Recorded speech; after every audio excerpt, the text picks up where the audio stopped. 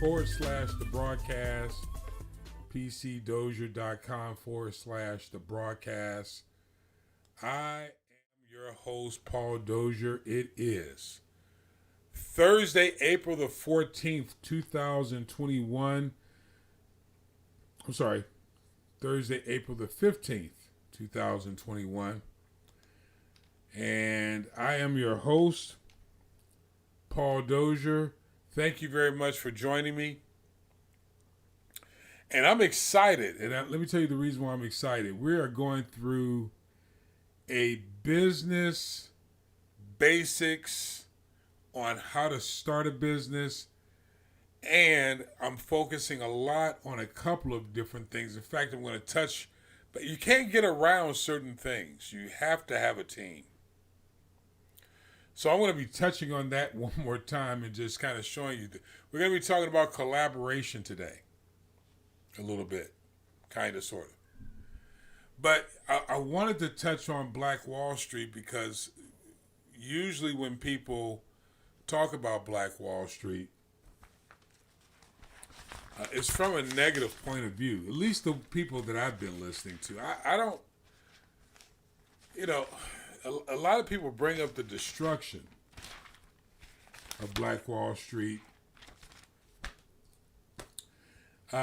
without celebrating what happened coming out of the 1800s into the 1900s with World War I and how that whole thing was structured. It was very interesting. Another thing I notice is that when people talk about it, I hear, and listen, it could be me, and I'm kind of hesitant to even say anything about it. But there just seemed to be a large focus on, slavery. And of course, we're concerned about slavery. Slavery is a big thing. Coming out of the 1800s, you're only 100 years from the founding, quote unquote, founding the European version of being found.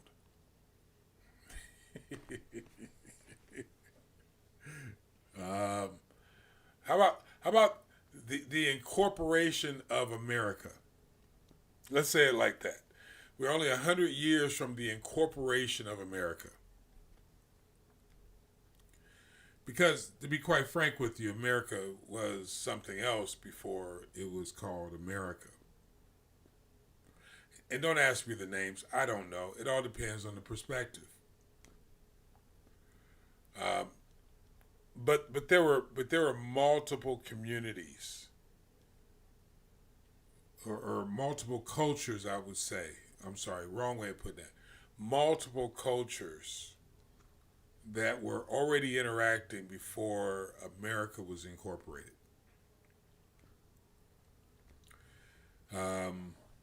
Before the Spaniards and the English landed, before... was it really a civil war?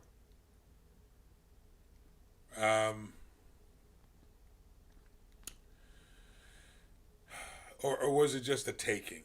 I don't know. But the point is, we want to find the business principles in this whole thing. And so we're not going to go all the way back there to the 1700s. We're going to come back up here to the 1800s, 1865, move into the 1900s. And I just want to point out some principles that you can't get rid of when you're putting together a business. And as I always say, this channel or this discussion is not for people who are interested in being employed. I personally consider employment itself to be a form of slavery. Under the taxation system, the taxation system was created um, for the purpose of people having to be employed, and in many cases having to buy their land back with tax after being employed. Now we can debate that. That's more into history than we probably want to go. We probably don't want to talk about the old tribal system, the bartering system that was before there were various forms of capitalism. Capitalism is a new system. And as we're talking about, and as I'm saying to you, this is more about economics, and very relevant, by the way, to starting a business. If you don't understand economics, and I'm not talking about being an economist, just understanding the basics of economics. And again, like I said before, this is the stuff that kind of puts people to sleep. But I'm going to prove in a certain way tonight the importance of economics.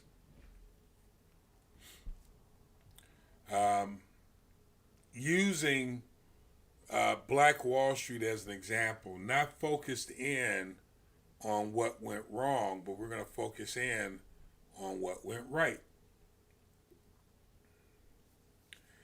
And then I want to talk about not the slavery aspect, but I want to talk about the quality of people that began that movement at its very core. And I'm going to nitpick it a little bit. In Christianity, they call it exegesis. Exegese it. So we're not going to pick up do a whole bunch of literature, but I'm going to focus in on just a few aspects, because again, now if you're not following me, we're talking about how to create a business that lasts long, beyond just being concerned about our monthly income. How many of you are interested in having something that lasts beyond you? Well, don't answer that, because there's not a whole bunch of you on here, but there are going to be a whole bunch of people listening to this. It's just a question. I'm interested in having something that's going to last beyond my grandkids. But I recognize, talking about understanding history, that certain things have to be put in place based upon the vision that I have. In business, there are certain types of plans you put in place, and personally, there are certain types of plans that you put in place. See, I'm walking a tightrope. I know what kind of plans they are, but I can't say anything.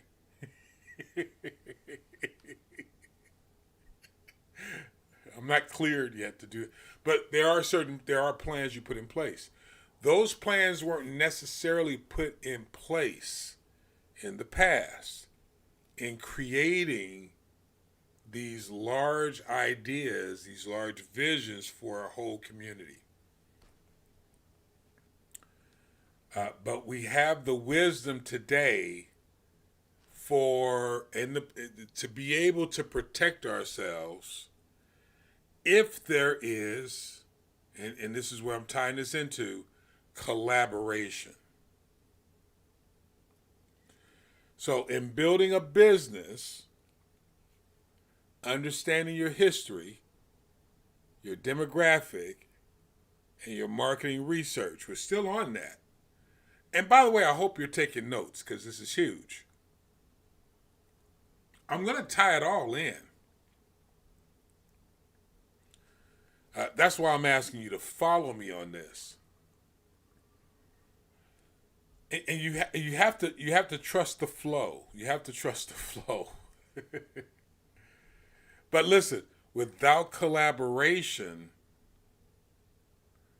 which is collaborating with groups of people of different disciplines, as explained on the screen on YouTube.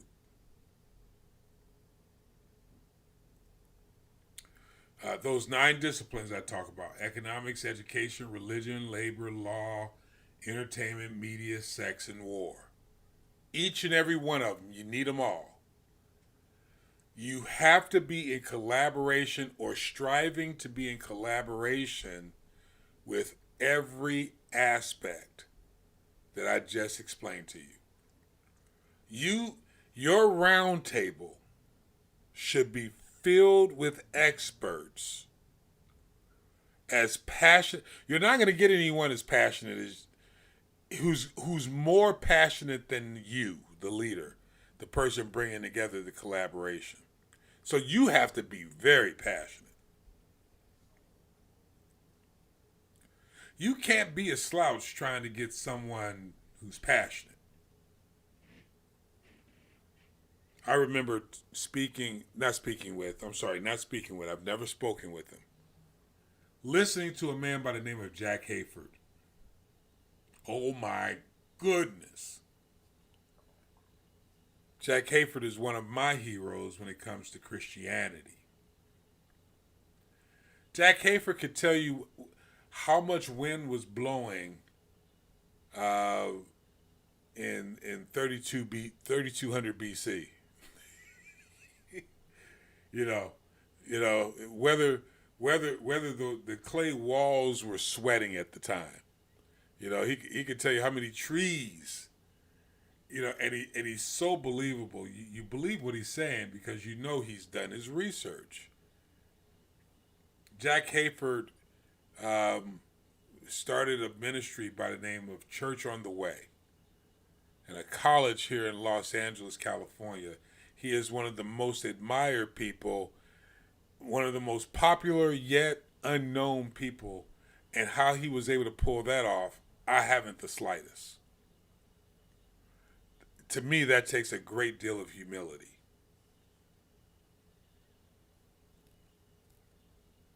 But very passionate about studying history, not just biblical history, just history.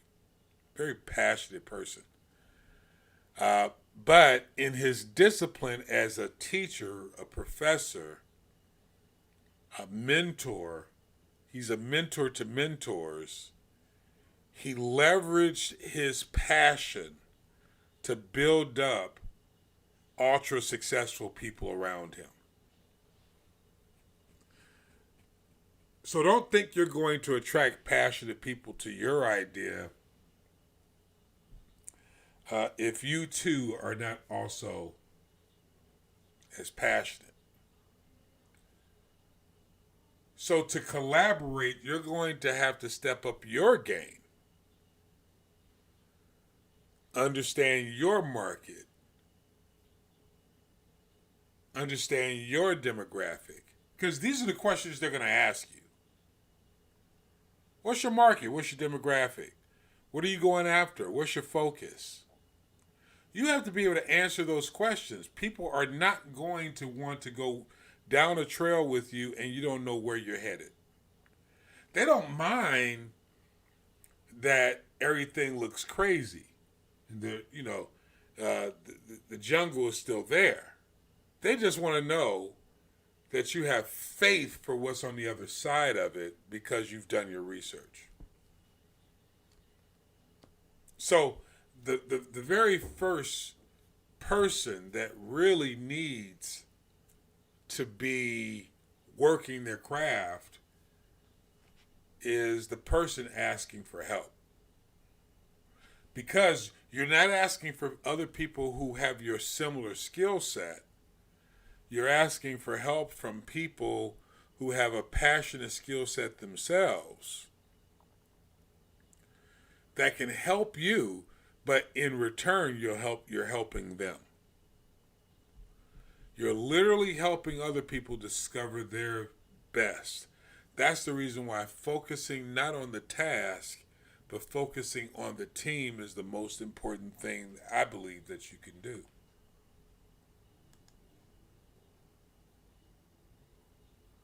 Steve Jobs once said in an interview, he says, "My motto for business is the Beatles. There were four guys who kept each other's kind of negative tendencies in check. They balanced each other, and the total was greater than the sum of its parts."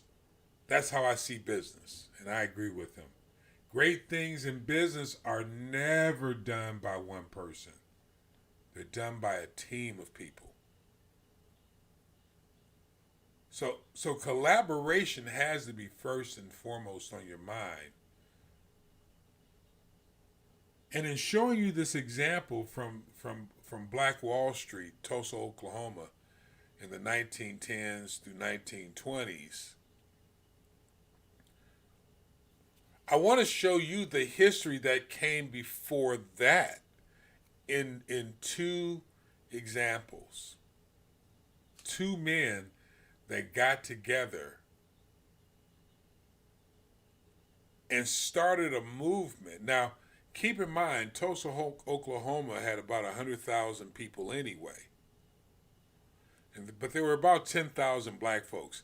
And the wealth that they're talking about in Tulsa, Oklahoma, in today's dollars, quite frankly, is not a lot. But it was never about the money. It was about the synergistic reality of what was going on in a community of people who are all migrating from different areas of the country under different circumstances with different disciplines. That's what makes that business endeavor so attractive and modelable.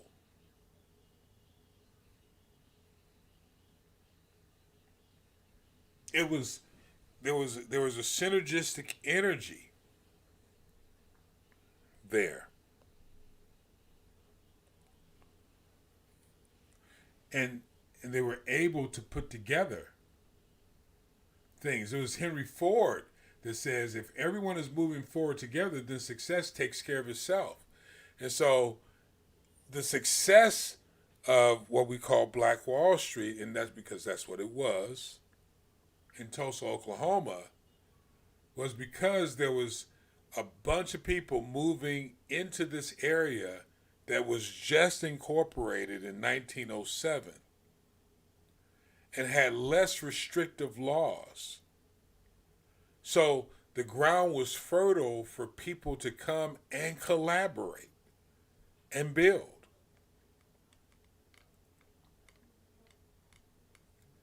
And so it was that O.W. Gurley, who was already a successful man going into Tulsa, Oklahoma, he owned a store.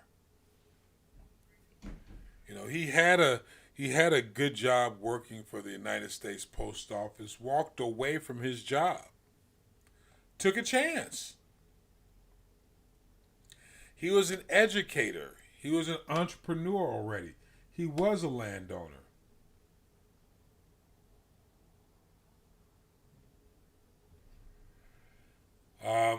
Moved from Arkansas to Tulsa because of the oil movement, which made J. Paul Getty a very rich man. If you don't know who J. Paul Getty is, he has this massive museum out here in Los Angeles, California, but he made his money in oil. During this era, in that area. See, that's the reason why when people measure our success, I look at people like J.P. Morgan, J. Paul Getty,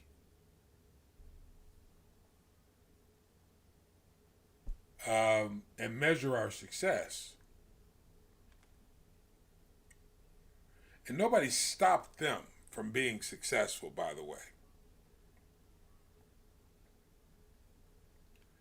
OW took 40 acres of undeveloped land. Keep in mind he had experience and built a grocery store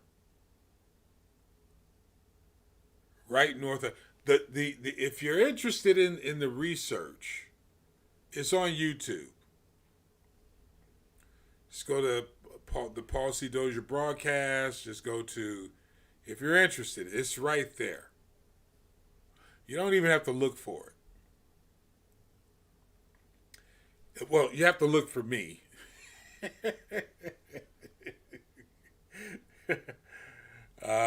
Paul Dozier Media or the Paul C. Dozier broadcast is right there.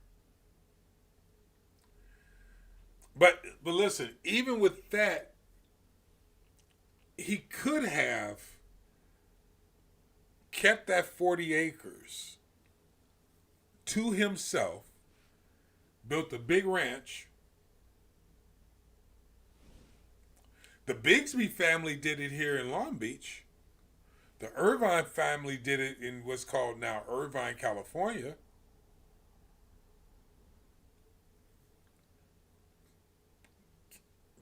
But they had it long enough to keep it, to develop it, to own it, to sell pieces of it off to other people.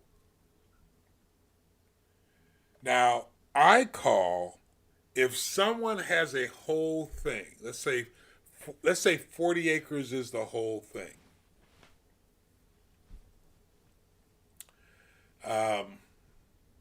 And decide to build, and they built a hotel, they built rental property, they very, in the day, considered very wealthy. I'm sorry, I'm not looking at you. I got four other screens here. I'm trying to look at every screen. I'm not looking at you. Oh, shoot. I didn't mean to do that. Four other screens here. I'm looking at every. Sorry about that.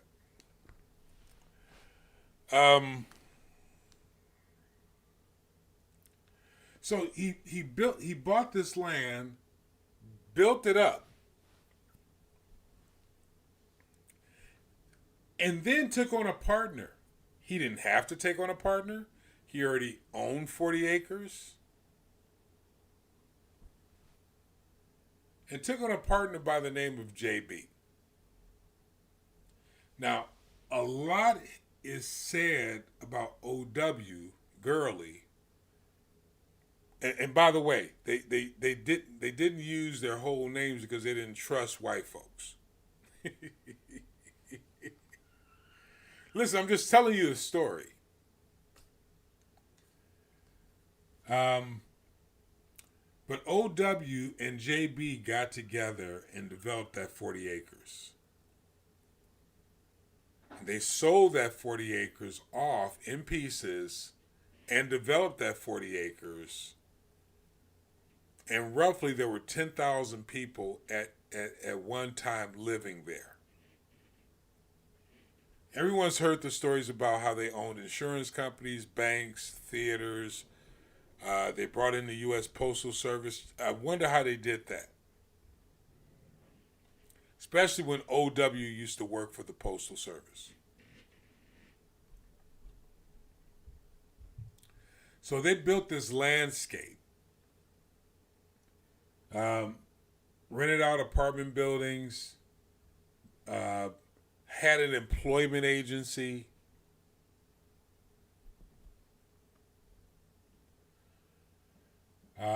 Started a Masonic lodge. Now, see, I don't know what you hear when you hear what I'm reading. What I hear is collaboration.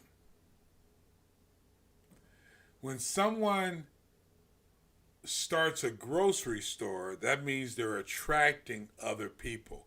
He started the grocery store before he started building up the apartment units. Now, granted, it was shortly after, but keep in mind what we're doing. I want you to see how successful business owners start. It's always a leap of faith. However, there is a certain amount of expertise even with that leap of faith. Because before the leap of faith, there's education, there's collaboration.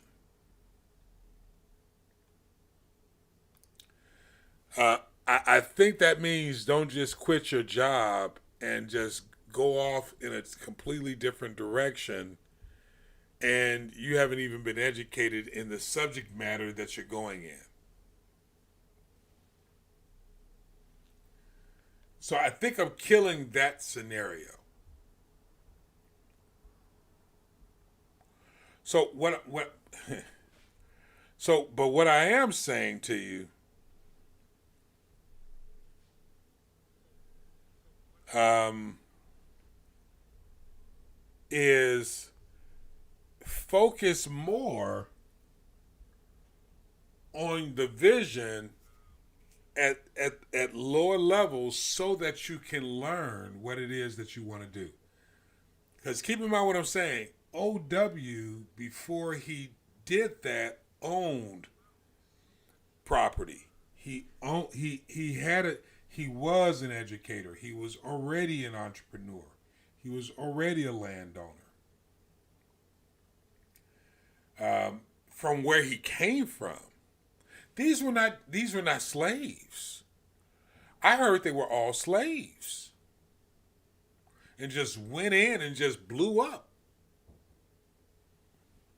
These were educated men. JB, Mr. Stratford, was an attorney. Graduated from college in 1896. Graduated from law school 3 years later. He was already a businessman. He had already owned pool halls, bath houses, shoe shine parlors, already owned boarding houses, which is real estate. He just thought that there would be more opportunity because of the new laws in 1907. Listen, 2 Timothy 2:15. Study to show yourself approved. But these were people who were looking out for opportunity. This was not just a bunch of slaves coming together and then bloop, here we go. These were educated men. Some of y'all ain't gonna like me. Forget the fact that they're black and just look at the model. Forget talking about the destruction in 1921. We can talk about that. Just look at the pattern, look at the principles that they executed on. So OW, who was a business owner, married business owner, heard about opportunity. What was the opportunity he heard of? There were less restrictive laws than the laws that they were already successful in. They were already successful in operating in the restricted, under the restricted conditions that they were in, but they saw opportunity because the laws were less restrictive. They saw business opportunities. So they were willing to start over. Someone had to buy the 40 acres. How did he do that? He paid for it. Cash.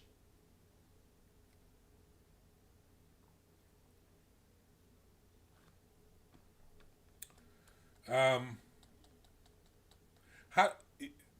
Oh, you thought they were giving out loans like they went to Bank of America and just got bank? No, these guys were successful business people, came in to Tulsa because of opportunity they heard of. OW purchased 40 acres. JB came along later on, partnered with him.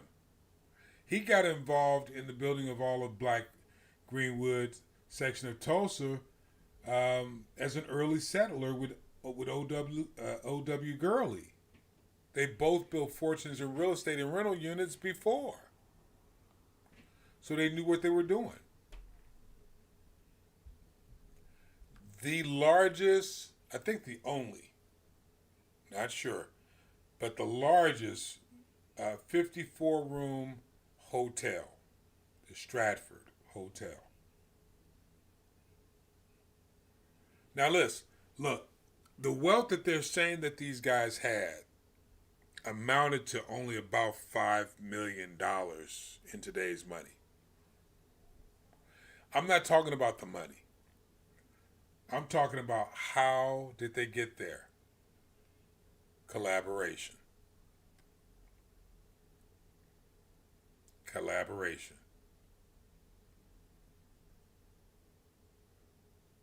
I think I quoted to you before, if not, or maybe today, but before, that it was Henry Ford that said,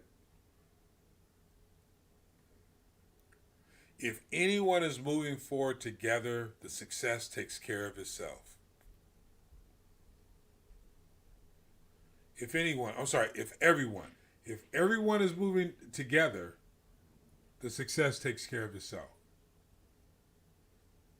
So for all of you that has chicken adobo,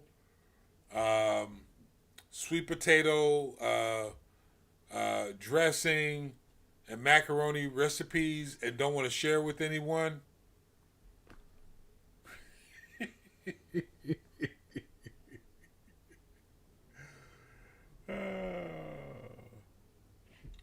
you're missing out. You're missing out on an opportunity. You know, I can cook a little bit, just a little bit. I can cook just a little bit. And what I notice is that because I can cook just a little bit, certain people just don't like to cook any bit. Yeah, I'm picking on my daughter right now. I'm just picking on my daughter. She hates it when I do that. Listen, it was Amy Poehler that says, and let me read this one because I've never heard of this one before, but I like it.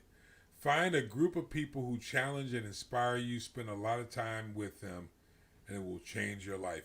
Amy Poehler, if you don't know who she is, was on Saturday Night Live for a long time, and now she's a producer, but a comedian.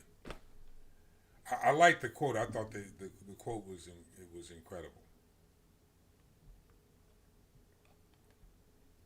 There's so much potential when we work together in business.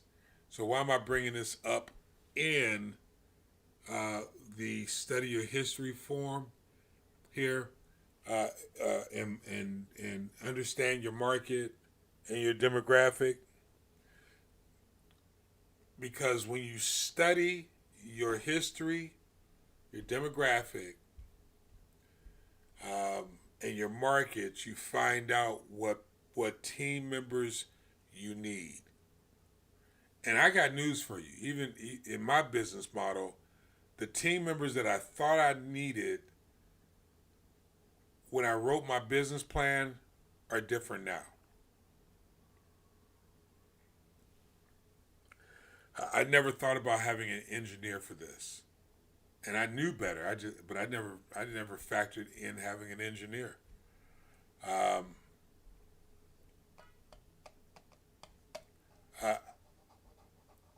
I never factored in. It looks like, I'm not sure yet, but it looks like for the consulting business, we may have an attorney who wants to write the business plans. I never thought about that. That's going to cost me a heck of a lot more money, but I believe it's going to up the quality on our business plans.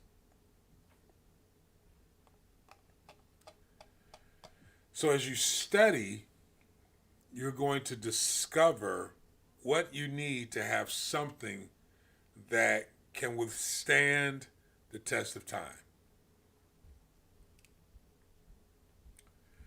I believe that is the benefit of studying your history, studying your market, and studying your demographic. So I want to do a little recap. See, I brought out my notes because I think we're gonna get past this is the last day of study. Now I did this a lot different. Now, I think it was last show I gave you some concrete places you could go, or last show or the show before that, so that you can do your research. So I gave you that. I gave you all that. So you should do your research, or you can hire us. I like for you to hire us. PCDozier.com / well, there's no / there. That's just the website. PCDozier.com. That'd be nice. Go to the right, sign up. We're developing the site. We're going to be doing so much with it. I'm really excited about it. We're going to do our own version of Facebook, but it's going to be for business owners. We want to focus in on business. I should have patented that before I brought that up, huh? That's okay. We don't have a whole bunch of people listening right now. But so in building a business, we're building a business based upon the values of economics, not finance. What does that mean? Economics, do you remember what I said? Have you gone back? Economics is a social science. Economics is based on people groups. So you're building your business based on the science of the society that you're interested in impacting. That looks different. It's not all about being black or white.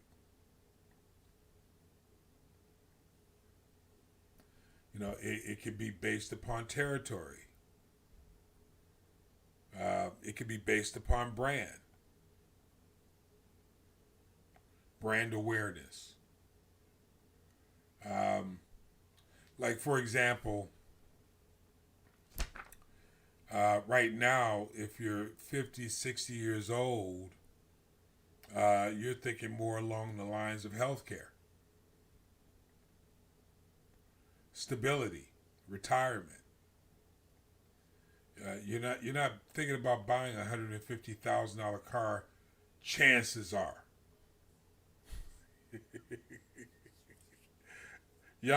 younger folks are really kind of still interested in that particular demographic, in that particular thing. But when you get older, you're thinking about something completely different. Understanding the economy of your demographic, if you're looking to attract the 50, 60-year-old, is very important. That's what economics is.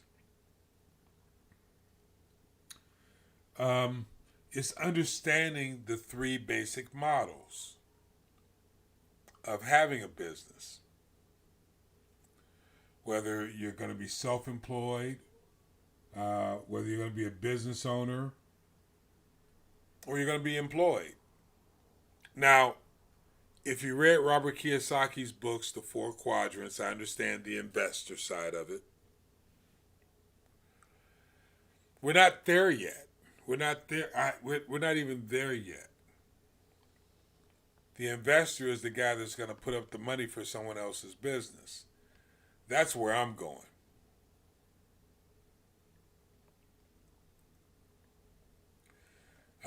That's what O.W. Gurley was.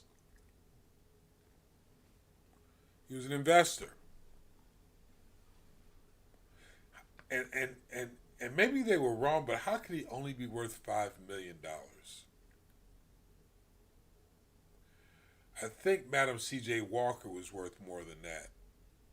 I think.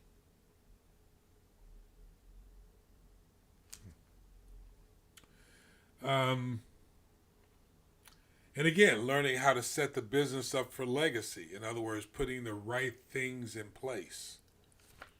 It's not the time to talk about it, but understanding how to set the business up. Everything is not just the sell of your widget. It's what do you do after you sold your widget?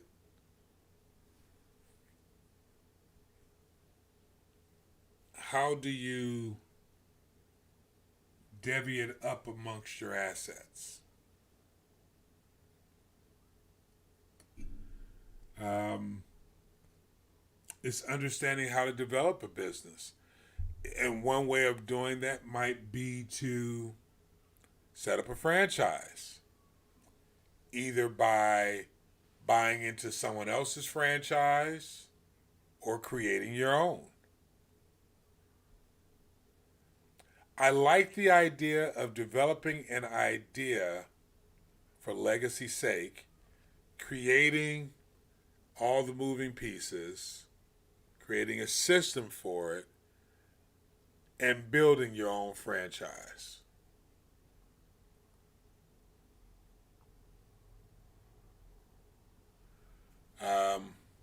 What did Kiana say? I want to say that the Bigsby property used the cover of To San Gabriel Valley.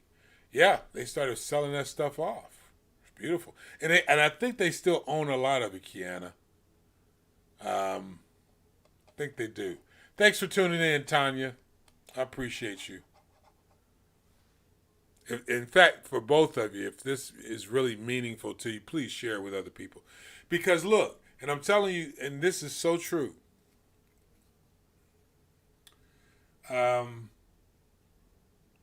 you're not paying for this. This is just years of study. And I'm not making any other suggestions other than we have to start thinking differently.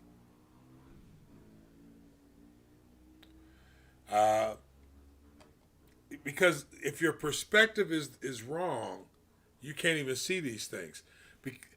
It's like the minute someone gets fired, the first thing they start thinking about is getting a job.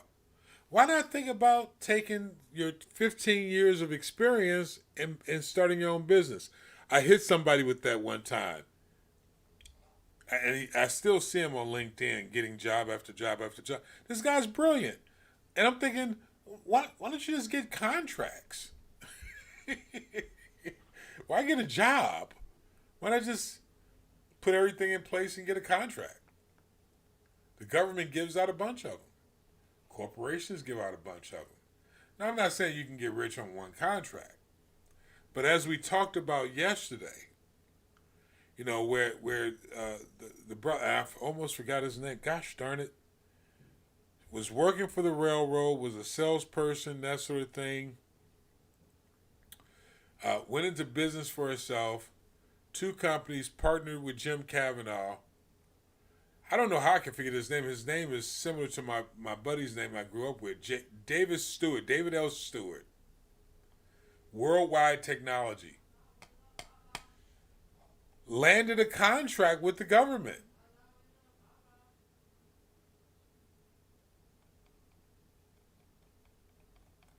And then landed a contract with SBA.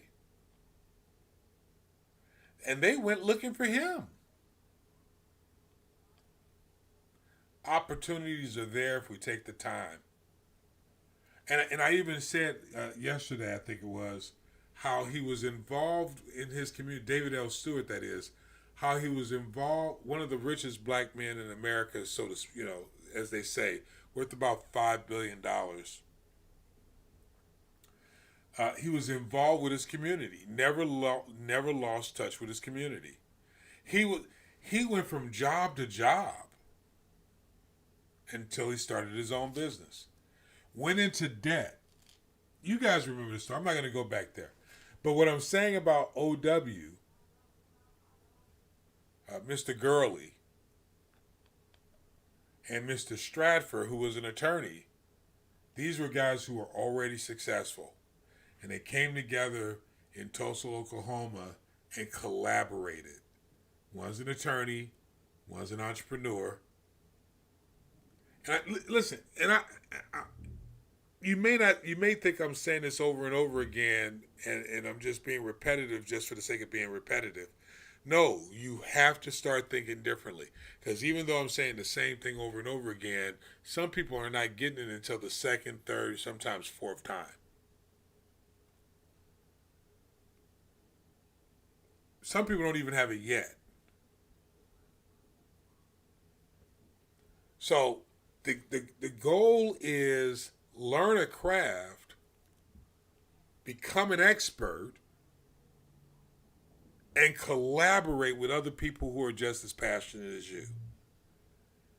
Now, just like I said before, you got to get over your trust issues. That's here on this page. You got to get over your trust issues. Because if you don't do that, you're going to miss out on opportunities. And I've said this before, and I'll keep saying it. Opportunities are not cars, planes, buses, and trains, oh my. Opportunities are relationships.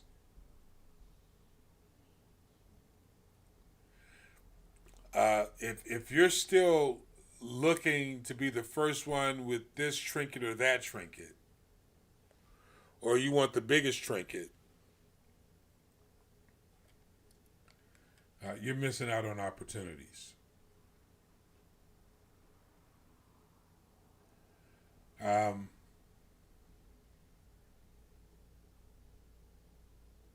I just want to quote this just for quoting this because I wrote it down. And I don't know if you'll get the tie-in, but I get it. It's from Michael Jordan. He says, talent wins games, but teamwork and intelligence wins championships. Talent wins games, teamwork and intelligence wins championships. I don't know if you even get how that ties in, but it ties in perfectly with what we're saying. You can, and I say it like this. You can get rich by yourself. First of all, it's empty when you do it. I've had a lot of money by myself. I ended up trying to find something else that thrilled me. It wasn't millions, but it was certainly enough to keep me not wanting or lacking for anything. And then I got it. I need to find, what I was all about. So I've spent over,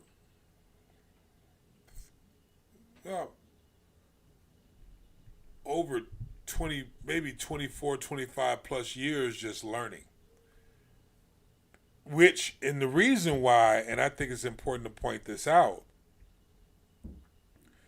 the reason why is because I spent the majority of my life ignorant. I hope you're following me. I grew up thinking that it was all about getting the Benjamins, fulfilling things, fulfilling my lust, getting the car. And every time I got something, it felt good for a minute and then it died out. Then I had to get something else and I had to do something else. And then I came to find out, well, wait a minute, this is larger than what my little self-interest is. And so I learned that I was not that intelligent.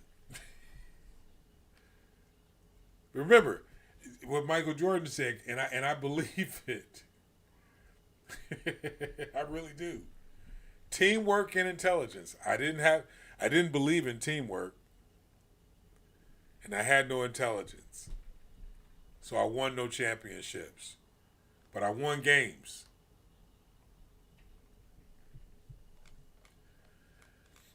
So listen to what I'm saying. Collaboration is massive. But don't just collaborate for the sake of collaborating. I feel like I have to touch on that. People will ask you to get involved with their little pet projects, and I don't mean to be belittling, but in some ways I do. And they'll say, "Hey, come over here and do this. You're going to get rich. You're going to do this. You're going to do that." First of all, if money is your only motivator, once you get the money, you're going to be empty. You may not believe me, but I would hate for you to find out it's true.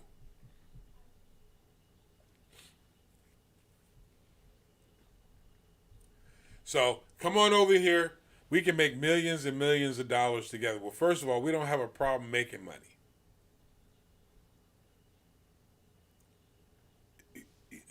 There's a reason why black Americans have no wealth.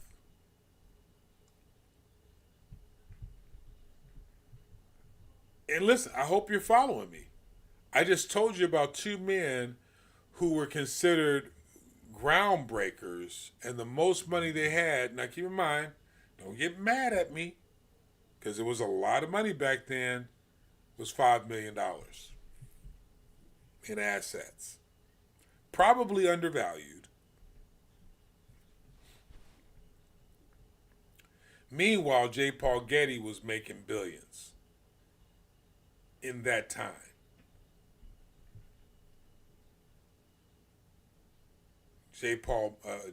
J.P. Morgan,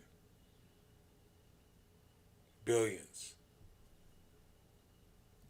You got to change your perspective. You got to see it.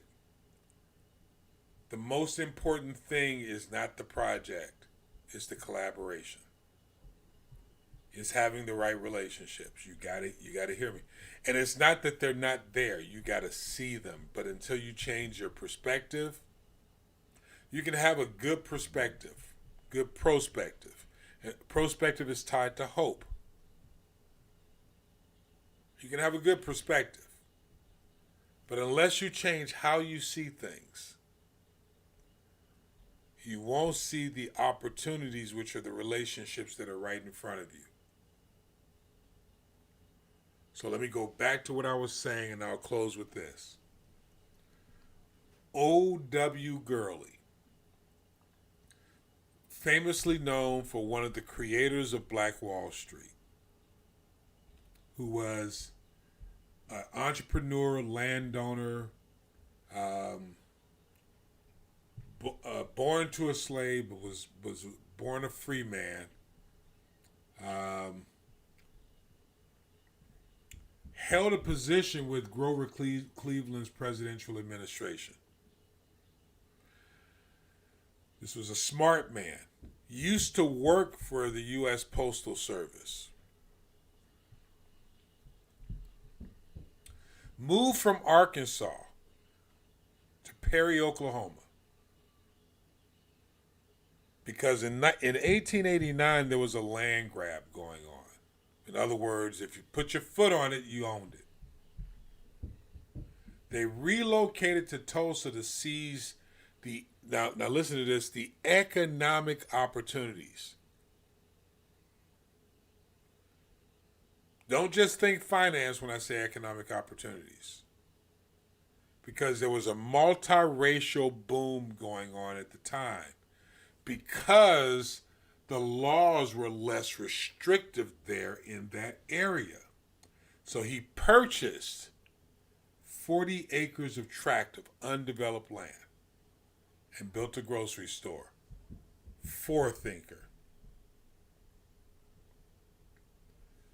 He ran it along the railroad tracks. Why?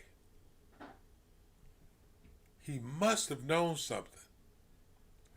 Well, if he was that smart, how come he didn't make so much money by himself? Because you need to partner with other people. He partnered with John the Baptist Stratford, who was also a very successful businessman and also was an attorney. These are the men that started Black Wall Street. John the Baptist, Stratford, not only graduated from college in 1896, he also graduated from law school in 1899, just 3 years later. And he had businesses going in. In St. Louis, Missouri, he had pool halls, he had bathhouses, he had shoe shine parlors. Those are all properties. He had boarding houses. So he collaborated in this new place where there were less restrictions with OW. So JB and OW got together in 1906 and they worked in tandem. And they built rental units and a hotel.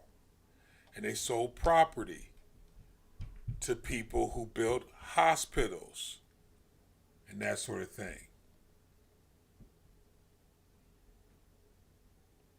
See, it really is true that talent wins games. But it takes teamwork and intelligence to win championships.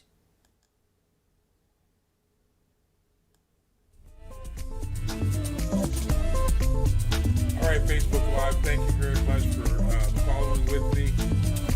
That is the end of the broadcast. Thanks for joining me. PCDozier.com/the broadcast. PCDozier.com/the broadcast. You can also catch me on YouTube. Paul Dozier Media. That's YouTube, Paul Dozier Media. Or you can just type in the Paul C. Dozier broadcast and you'll find us there. Please sign up over there.